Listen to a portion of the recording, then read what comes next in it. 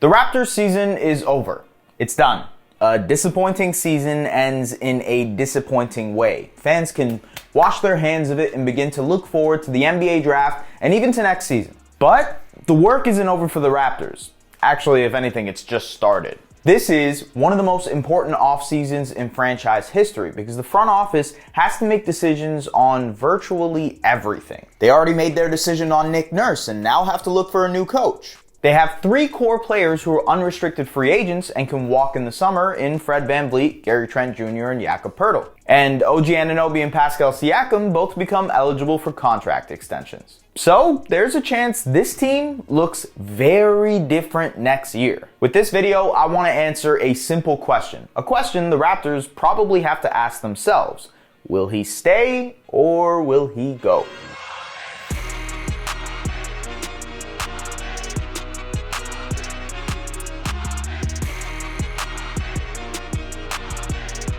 Let's start with Nurse. We already did a video on this. You can go and check out our full explanation for why we think Nurse is probably going to part ways with the Raptors. And they did. The Raptors announced this morning that Nurse is officially fired and that the team will be looking at other options for their next head coach. Again, if you want a better explanation, go watch the video. For everything else, let's try to contextualize the Raptors situation. First of all, despite what fans are suggesting, it doesn't seem like they're looking to start a rebuild anytime soon. To watch us play this year was not us. I did not enjoy watching this team play. And I think that spoke loud and clear to everything that I think went on this year, and it bothered all of us. It bothered coach too, but sometimes we have to make change and we have to move forward. We're about winning here, and I think we've not only said it, we've at least tried to do it, that's where we're going to continue to go. Based on what Masai Ujiri has stated and the decisions this team has made, they're looking to compete and win now. Does that mean win a championship? Well, the goal is someday, hopefully, but at the very least, they expect to be a playoff team now. That didn't happen this season, and ultimately that's disappointing, but that's why they traded their top 6 protected 2024 first round pick for Jakob Poeltl at the trade deadline. Because they don't expect to be a high lottery team, or at the very least, with what they envision, they want to be as competitive as possible so that the pick doesn't end up mattering. Which leads me to this conclusion. This team does not want to tear things down. It's a last resort. It's the doomsday button, and they're just not ready to press that just yet. And a lot of that goes back to that 2024 pick. Let's say the Raptors do decide to rebuild. They would have to be awful enough next year to the point where they are guaranteed a top 6 pick. To be brutally honest, this team, as it's currently constructed, just has too much talent for that right now.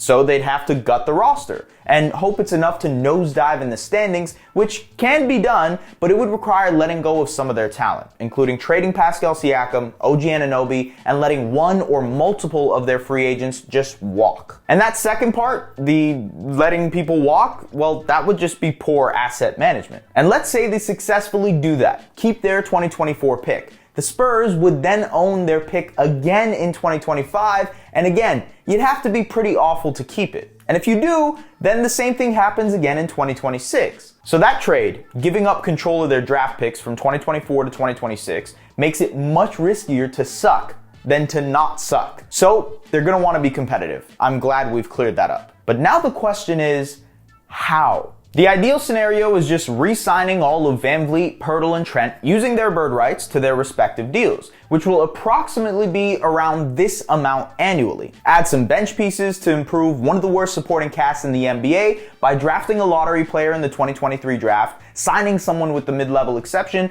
and adding minimum pieces that might be able to contribute. But that makes the Raptors taxpayers, and they don't want to do that, especially for a team that doesn't have championship aspirations right away. In fact, the only time the Raptors have been taxpayers in an NBA season was the year they won the NBA championship. So they'll avoid that by any means. They can do some maneuvering to get under that if they want to. They can waive Thad Young, trade Otto Porter Jr. without spending anything, trade Chris Boucher and Malachi Flynn, and they'll be just under the luxury tax. But that leaves an already bad bench in even worse condition. And one of the main areas the Raptors must address this offseason is their depth. They were second last in bench points and dead last in bench minutes last year. So yeah, it's tough to consider gutting the second half of the roster just to sign your increasingly expensive core. They could potentially let one of their free agents walk, but that would be incredibly bad asset management because they just used the pick to trade for Poeltl and had the opportunity to trade VanVleet or Trent Jr. at the deadline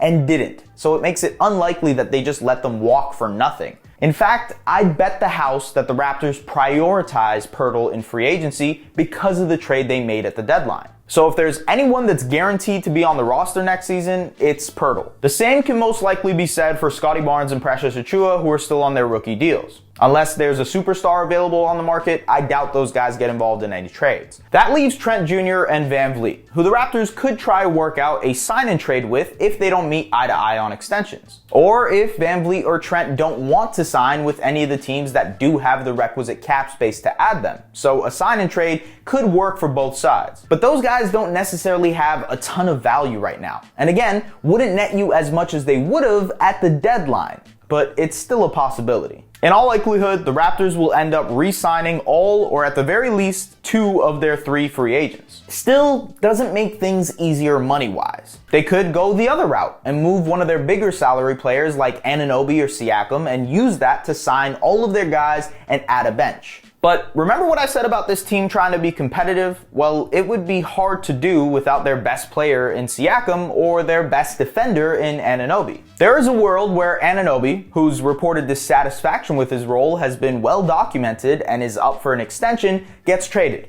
But again, the players you get in return might not help you enough to compete now. So the Raptors are stuck in between a rock and a hard place. Or as Sportsnet's Blake Murphy calls it, the bird rights trap. So, what do I think happens? Well, honestly, I don't know. My bet is that they waive Thad Young. And then at the draft, they try and acquire another lottery pick and maybe a young rotation player or 2 for a package that revolves around Anunoby. That way they fill out their bench with young, affordable lottery talent and the potential new pieces incoming from the Anunoby deal. And then they try to re-sign all 3 of their free agents. And I think that's possible because this draft lottery has a lot of teams that would like to acquire Anunoby. For example, Anunoby to Dallas, who would have to land in the top 10 to keep their pick, plus Josh Green and salary. Or Anunoby goes to Portland to help Damian Lillard compete, sending their own lottery pick, Keon Johnson and Nasir Little, to the Raptors. Maybe Indiana, OKC, or Orlando want to kickstart their own playoff pursuits and could trade a lottery pick for Anunoby, a more ready player than any young guy in the draft. The other more conservative option would be trading Boucher and Flynn in exchange for a couple of second rounders that you can add to the roster. And especially with the new CBA rules, this could be advantageous for the Raptors. The other option would be trading Siakam, which would mean a hard reset, most likely keeping the younger Anunoby and building a team around Barnes, Achiuwa, Trent Jr., and all of the players the Raptors acquire in potentially trading Siakam and later VanVleet in a sign-and trade. That's a hard reset. You're going deep into the rebuild there, and I highly doubt they do that, especially because they gave up their 2024 pick. Now that's my bet, but again, I could be wrong. The NBA offseason has so many uncertainties, and the Raptors have so many decisions to tackle that it makes it virtually impossible to guess what they'll do. The only thing that seems like it's for sure is that they want to be good. They don't want to rebuild. And unless something forces their hand, if a player or multiple don't want to stick around, then they're going to do everything they can to be competitive. So with that in mind, who do you think they'll keep? Thanks for watching. If you like this video, hit that subscribe button and make sure to check out our other NBA videos as well. Take care.